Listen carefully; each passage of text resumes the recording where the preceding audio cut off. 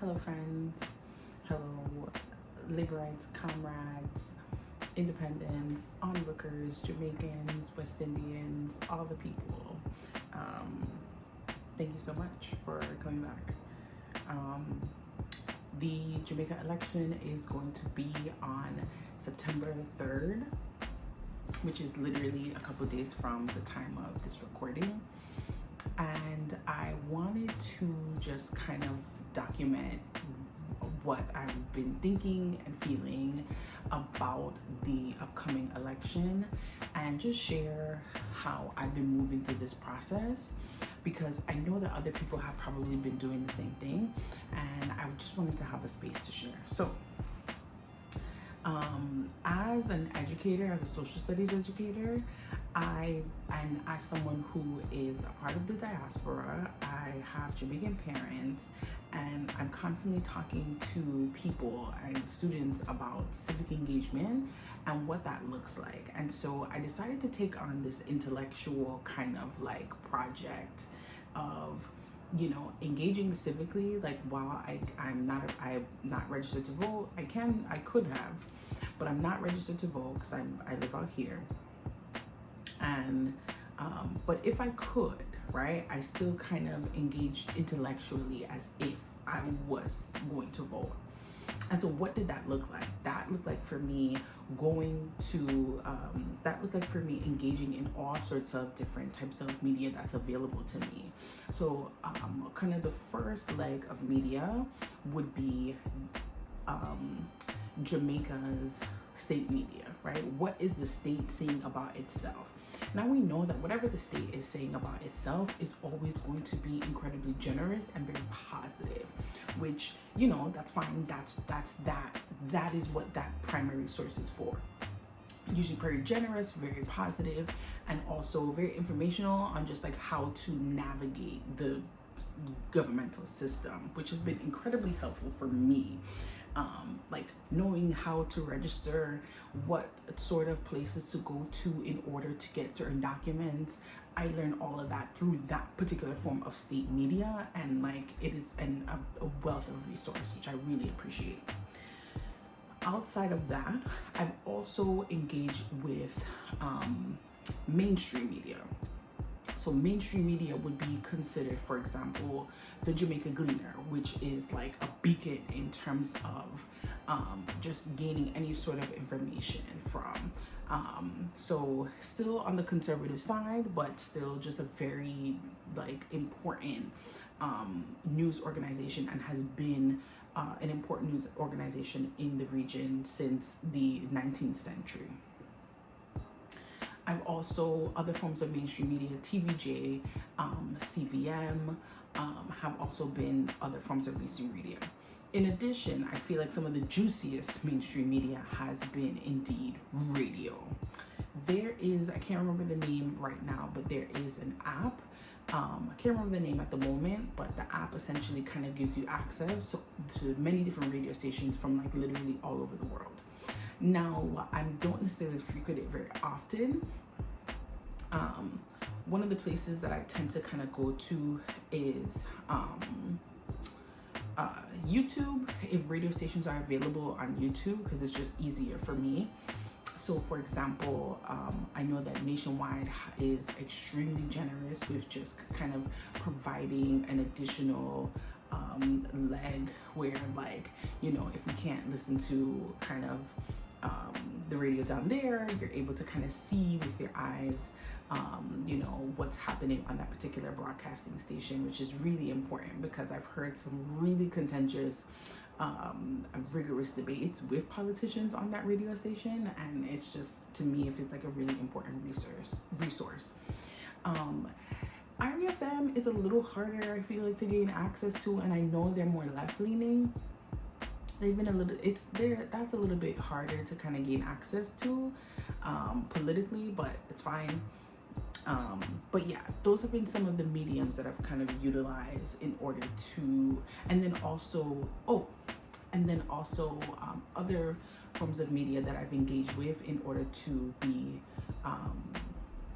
knowledgeable about what's going on is also the PMP's official YouTube page and the Jamaica Labour Party's official YouTube channel. Both those spaces have been incredibly important resources. I've tuned into the recent debates that happened, the social issues, the economic issues, and then finally the leadership debate. So that's with the Prime Minister and with the opposition leader. I've also followed for over a year the campaigning that has been going on for both parties. So usually Sunday evenings, I usually would spend my time on Sunday evenings sitting on my couch and watching rallies. I have also paid close attention to the budget debates, both for the current administration and the opposition. So I feel like I've listened and watched enough to have some form of opinion about what might be happening. So as some folks might not know, I have Jamaican parentage, I'm a Jamaican citizen, and as a citizen, I think it's just really important to engage civically. And I think, and I'll talk about this later on, but there is a responsibility with the cultures that we have. I think it's important to also engage civically. There's a responsibility that you have as a citizen. And so, which is why I felt so strongly about just like keeping abreast of what's happening. Pop culture, I noticed like kind of not as up to date, but I feel like politics is just like really, really, it's been a privilege to really indulge in the upcoming election. So some of the things, so I'll just get into some of the things I appreciate about like each party and why, and like some of the things that like have been distasteful to me, and like my final takeaway as just an onlooker, as someone just kind of engaging with the political landscape of my country.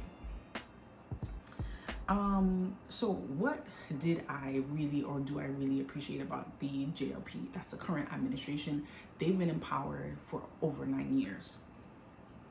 Number one, I think one of the most visible things is the initiative towards infrastructure. So the Spark program. The Spark program has been highly visible. I mean, and so when we say infrastructure, that means I'm talking about roads. We're talking roads, bridges, other forms of like transportation, like airports. What else? Oh, and then other important forms of infrastructure, like for example, our schools and our roads.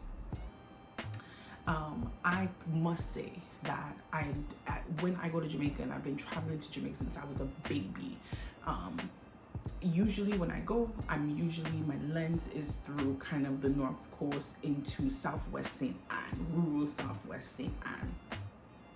And a lot of my knowledge or my socialization within Jamaica happened in Southwest St. Anne. And so the infrastructure looks radically different from what I remember as a child. As a child, I remember just like, for example, going to Puerto Rico with my auntie and my cousins and stuff like that. And like, for example, Puerto Rico, just like having like a bunch of like little random shacks and not really a whole lot going on. Like it was no frills sort of beach that you still had to pay to go to.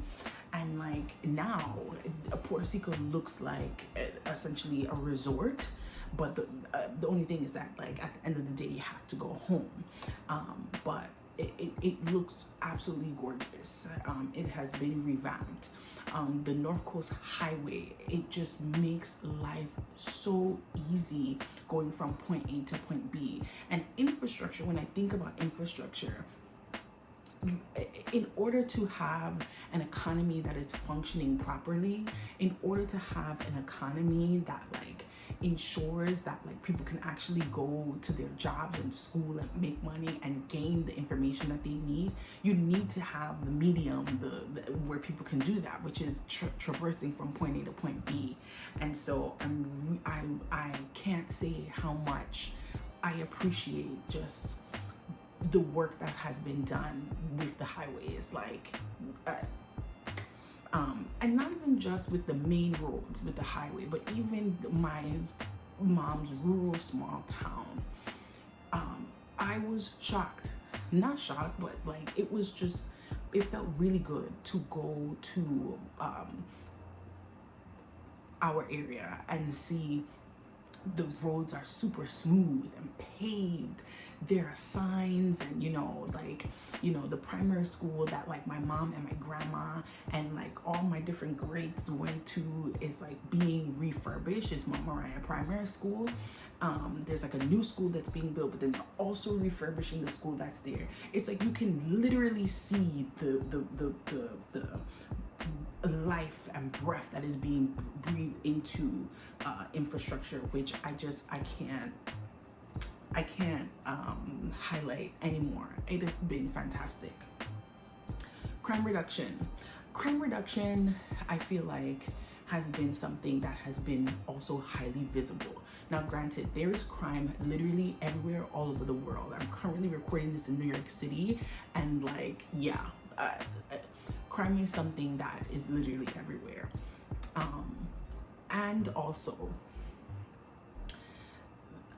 I remember for most of my life, I believe PJ Patterson had the longest reign, to my knowledge. I remember just being a kid, and like every time I would go back, I remember PJ Patterson was in power. He was there for I would just remember that man being there for a really, really, really, really, really, really, really long time. And if you're a younger millennial, like, you should probably say something in the comments of like how you felt about that particular administration. I don't remember much, but I do remember he was the person that was in power when I was a little girl. And at that particular time, crime was insane. And granted, like, crime is still an issue, but it's nowhere close to, for example, like, Dr. Deborah Thomas wrote about the incursion that happened with Duddas back in the day. Like, it's nowhere close to that sort of like hyper violence. And so, which I really, really appreciate, because again, it's like you feel it in the country. It feels like a different place. And I've seen some polling that people have done about like crime in Jamaica and how people feel about crime, and even people there also have a similar takeaway. So, I know that I'm not alone in my bearing witness to those changes over the last 9 years. The other thing that I've really, really appreciated about the current administration, which is the Jamaica Jamaica Labour Party, is the efforts toward adult education, and not necessarily just like the hyper basic forms of adult education, but more so like higher skills. So thinking back, I took an economics class this summer. And so it's been really nice to kind of like, put the pieces together with all the things that I've been seeing thus far. And in this particular class, one of the things that was constantly talked about, especially when moving out of, there's like the short term, medium term, and the long term. And if you are someone that like wants to kind of move a nation along, and thinking of like long-term goals in order to demand growth or create growth rather, it's important to invest in education, which is something that I feel like a lot of us know, but like it was interesting to literally watch being done. So there's a program, and I recommended it to friends, and I have a relative who's like a council person who has also raved about this particular program. It's the Heart NSTA program, and essentially it's where people can like gain skills. Like, for example, like if you want to be a welder, like there are people who like, you can go and be a construction worker and do masonry or whatever the case may be, and then like there are people who essentially end up getting hired like even before they finish the program, because like those skills are so high in demand. So just like and they pay for people to get like to the actual program. They make sure that folks actually have lunch. So there's like so much investment that has been put into adult education and just education period, to ensure that like the jobs that are available are not just the same low skill jobs that where you succeed in the space. Like, for example, the tourism industry, which like that's an important product, I guess, since the 20th century. since the turn of the 20th century. But of course, in order to create or continue to have a country that's like growing and expanding, it's important to, you know, expand on the skills that people have there. So higher skills, higher paying jobs, which like I really appreciate. Cutting down on the national debt has been just another thing that I'm just like, girl, like, I like to see articles where like the IMF, like folks at the IMF are like, hey, that guy's doing the right thing. Like to know that, like, and granted, like again, I don't think I said this at the top, but like I am not a conservative. I am a leftist. I am someone who appreciates very deeply democratic socialist politics. I am a Black feminist. I am a Pan-Africanist and a Pan-Caribbeanist. Okay? Yeah.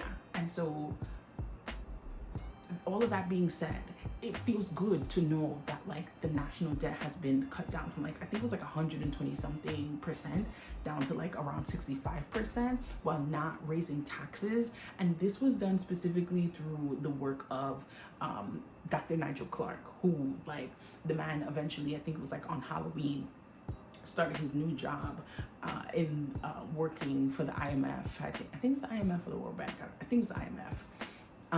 Because of just the work that he demonstrated, basically cutting the debt basically in half. And I think he's the only person that actually represents the needs of the Caribbean, which is like a first. So like congratulations to him, and just it's been really beautiful to bear witness to. Okay. I have some other stuff here, but I'm gonna skip. COVID. Now, COVID, I know everybody, or the panini, a lot of us want to forget the panini, but just bearing witness to how it was handled, girl. And maybe this is just like the halo effect of what happens when there's like a major like issue that happens in a country. So I'm thinking, for example, of like politicians that I hate in New York City, or I hated in New York City, but like still you kind of gotta like give what's due to Caesar. So for example, when 9/11 happened and Giuliani at the time was New York City's mayor, I was a little girl, but like it regardless of what you felt about Republicans, it's like, okay, this person is actually like really trying to make sure that he like ensures that the entire city like feels cared for, and is caring for the people who unfortunately lost their lives, and people who lost a lot of their livelihoods like due to the tragedy. And so during COVID, you really saw the Andrew Holness-led government really take care of the country and ensuring that like people weren't dying unnecessarily. And while granted there were some really like heavy-handed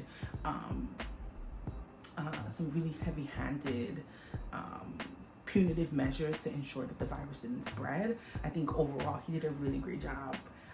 The entire team did a really great job managing what happened at the time. Same thing for Hurricane Beryl. I was in Jamaica during Hurricane Beryl, and girl, let me tell you, just kind of seeing, I mean, usually when there's any sort of disaster, there's usually like major economic shocks that happen, and to see how that was managed and seeing that like there was still growth regardless of the dip that happened during that time, that to me was really important. Okay. And then the other thing that I'll say is Wi-Fi access in rural areas. So this is something that's like more so, I think, hyper related to the spaces that I'm attached to, but like seeing that like there was actual care to ensure that like folks had access to solar power and folks had access to the internet in Southwest Vietnam. I can't speak for the rest of the country. I can only speak to the part of the country that I'm familiar with. Now, things that I detested about the GOP and still just feel really, really annoyed about, the NEPA being an incredibly flimsy institution, and just seeing the lackluster response to the dumping of pollution in the Rio Cobre. It's like, to me, I feel like because the global north already does so much violent damage, like to ensure that like generations after us like don't necessarily have a place to live. So to just know that like in the global south, where like y'all don't got the space to be treating the space horribly, and seeing that there's like actual dumping that happened. And I believe it was like True Juice that was doing a lot of this dumping, and just not hearing anything about anything, not hearing any sort of sanctions, not hearing any sort of punishment, not hearing any sort of anything about the situation is really, really frustrating for me, because it's like, I don't just want to enjoy Jamaica. I want to ensure that like Jamaican people, like generations to come, know that they have a space to live in, and understand that like it is all of our job to make sure that like this space is clean and clear of pollution. So just to know that there's like that type of dumping going on, I was really enraged by that. State of emergencies, kind of looping back to crime. I'm happy that the crime is down. I was not happy with just the state of emergencies that were utilized in order to do that. And actually Deion Jackson talked about this in depth on her YouTube channel, and talked about the fact that like, there might be like an issue that might be happening, let's say for example in like one place in St. Anne, and there'll be a state of emergency for the whole goddamn parish. And to me that was incredibly excessive, and just like a very heavy-handed approach thinking about crime. And when we think about crime, we know that crime is not just something that is just like because people are evil and horrible. And yes, there are horrible, evil people, but like a lot of times that stems from poverty. And so there needs to be more of a wrapping around of our young people, our arms being wrapped around our young people, to ensure that like they have the support that they need, so they're not engaging in that sort of violence, which I think that there has been some effort to do that. But I think because again this is the Conservative Party, they're going to be incredibly heavy-handed when it comes to that particular issue. Other things that I really didn't like, I vividly remember hearing Horace Chang on the radio describe the fact that there was no need for body cameras and how they were unnecessary. And to me, that is a super duper red flag. I was really, really annoyed hearing that. Now I know that recently the JLP has kind of like changed their tune on body worn cameras. And I get that it might be an expensive endeavor, but I think just like ensuring the actual civil rights of folks in Jamaica, and especially for the most part, the police brutality it affects Black people. That sort of anti-Black violence, I think, is one way to mitigate that. But when you don't have body cameras, and you have a government that's like advocating to not have them, to me that just like it was really concerning, and just felt very odd to listen to them defend not having cameras. Promises that I look forward to: moving away from JPS. JPS is so goddamn expensive. And like I'm looking forward to hearing what other companies would be utilized in order to make sure that like electricity isn't so expensive. Granted, I know that solar is a thing, but I mean there's still so many people on the grid essentially paying for other folks, and just kind of I'm curious to see like what that process would look like if they were to become the next government. Early childhood education and diagnosing neurodivergence. I have been really, really captured by this particular issue, just because like I'm an educator, and like and my mom is also an educator, and like this is a particular issue that like she's hyper interested in, because she works with autistic children. So I think just kind of like honing in on people with disabilities on the island, I think is really important, because like I think just in order to have a healthy society, it's really important for us to care for our disabled people, and that is just in every single part of our society, ensuring that they have jobs, but also ensuring that like while they're in the education system, that they're not languishing in the system, and actually getting the support that they need, and ensuring that students are able to get tested and have the IEPs so that they can actually get the services that are required. So really, really, I'm looking forward to that. And the other thing that I'm looking forward to, last thing, is the support for women, menopausal and perimenopausal women from the health ministry, or the Ministry of Health.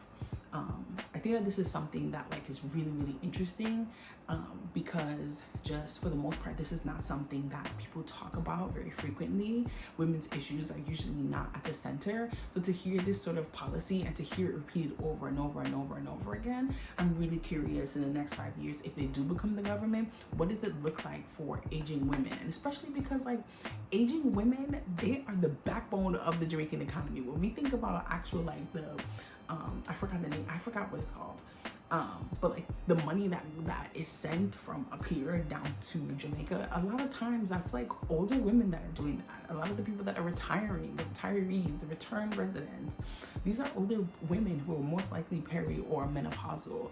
So what does it look like to kind of care for this particular group of people? So really interested. All right, so PMP.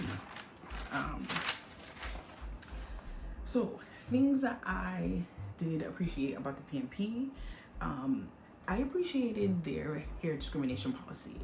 This is the first time in the history of my life that I have heard of a particular form of potential legislation that would support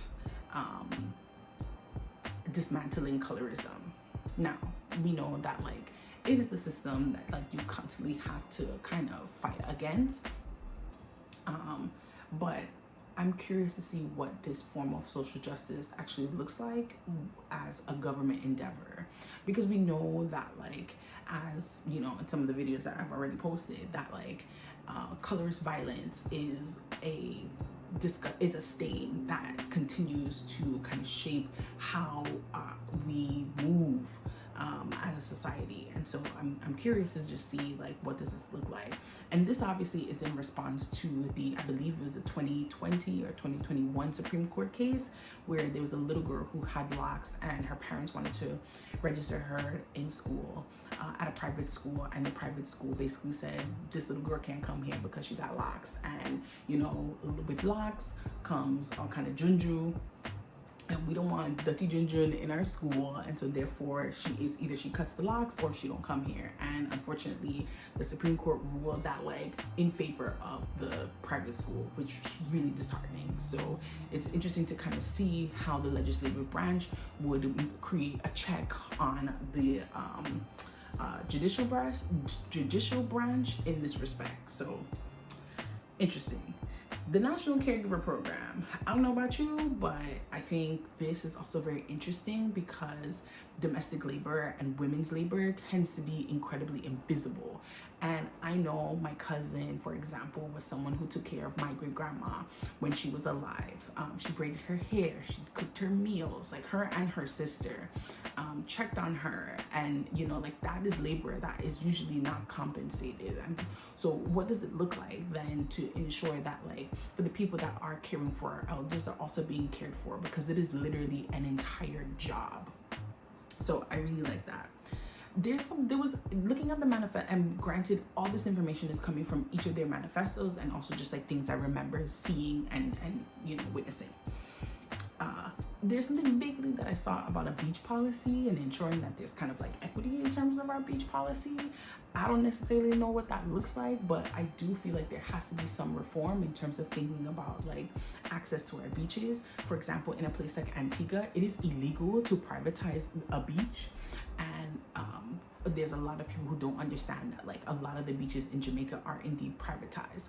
So what does it look like to kind of have access to a beach, you know, or have wider access to beaches for all its citizens? Because it can't be that we live, you know, folks live on an island and, you know, you are essentially forced to engage with just a very small portion of the island.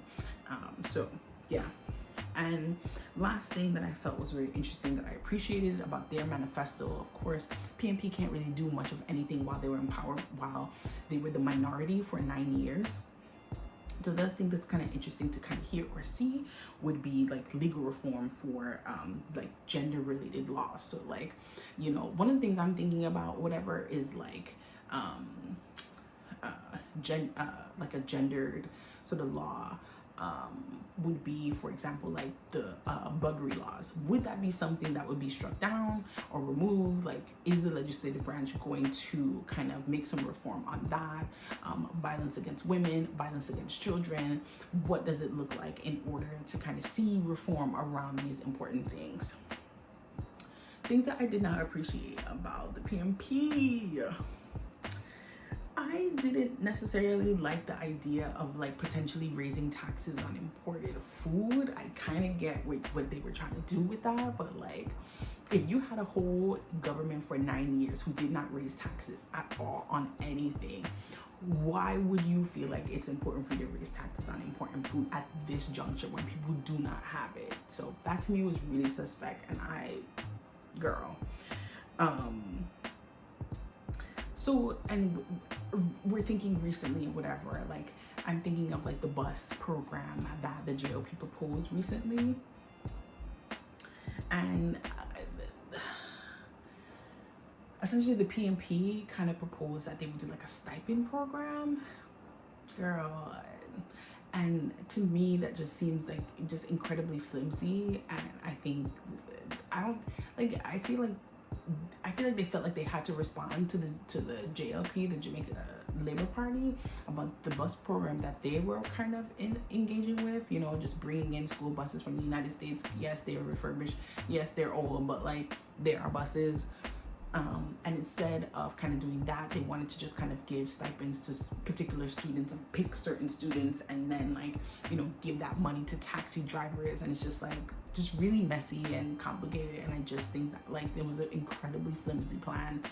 And no, like I think the children need their own particular space to transition from their homes to school and back. And same thing for their educators. Same thing for educators. I mean, like we've seen educators have had to wake up educators and children that have woken up super early and have been like, you know, raped and killed and maimed by taxi drivers. And so like I think kind of just cutting out taxi drivers entirely, I think would be like just really important for the education system, just to ensure the safety of these people.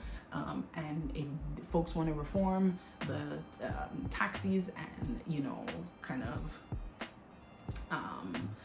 if folks want to reform taxis and just like, you know, public transportation, they can, but that particular form of public transportation, I think needs to be cored off on its own. The budget debate. Oh my God. I watched the PMP's budget debate and honey, girl, what the hell? The fact that the man stood up there and basically said that like this was not he was not necessarily engaging in a budget debate. It was just like some plans. What is essentially what concepts? Like, girl, like why did you think that everybody put their clothes on? And so I just thought that it was incredibly silly, really flimsy. It was a failed speech. Like, it was a failed speech. I mean, essentially, like, if they could walk out the room, they probably would have. You heard, you saw essentially the JLP laughing. I mean, like, it was just really embarrassing. Like, and this leads me to my next point, where it's just like, I feel like the PMP just has really weird leadership. Like, and I remember back in 2020 when like the opposition was trying to reorient itself after essentially like the whole country essentially went green, and there was like a whole bunch of infighting and Lisa Hanna and Mark Golding fighting about who was gonna necessarily be the president of the opposition and blah blah blah, and Lisa Hanna ends up kind of getting slighted and Mark Golding ends up being the leader. And it was just like really just I miss the leadership of someone like Peter Phillips. Like, I feel like when Peter Phillips was the president of the PMP, there was just a lot more structure, at least, you know, public facing structure, right? Like, I'm not in this thing, but So I don't know, like, yeah. And it just feels like the PNP has engaged in a lot of very populist gimmicks. It reminds me, I don't know why, but it reminds me of like the Trump administration, where there's just like a lot of showboaty stuff happening. Like, for example, like, supporting Isaac Buchanan, who was essentially like, Vybz Kartel's lawyer, kind of like embracing Vybz Kartel and not necessarily having any sort of conversation about like why the hell the man was in jail in the first place. So I don't know, like, I feel like they engage in a lot of gimmicks, and I just really didn't like that. I felt like, and listening to them at the convention, listening to them talk about their manifesto, listening to these people at the budget debate, I just felt like there was not a lot of there. And I was really looking forward to feeling like, okay, I'm able to pull something away. I'm able to really think deeply about some sort of policy, and I was not able to do that with the PNP. And it feels really frustrating, because as someone who I consider myself to be a leftist and consider myself to be a Black feminist, and I really like I'm someone who has sit in my living room and have like watched old, speeches of like Michael Manley. Like I've read old articles about, for example, Norman Manley. I understand the progressive nature of the PNP and like what it stands for, and just like how important like marginalized people are to the PNP, how important Rastafarians were to the PNP. Like, that is really, I appreciate that really deeply. And for the life of me, I can't understand. I'm sorry, but like, why is this white man the president of the opposition?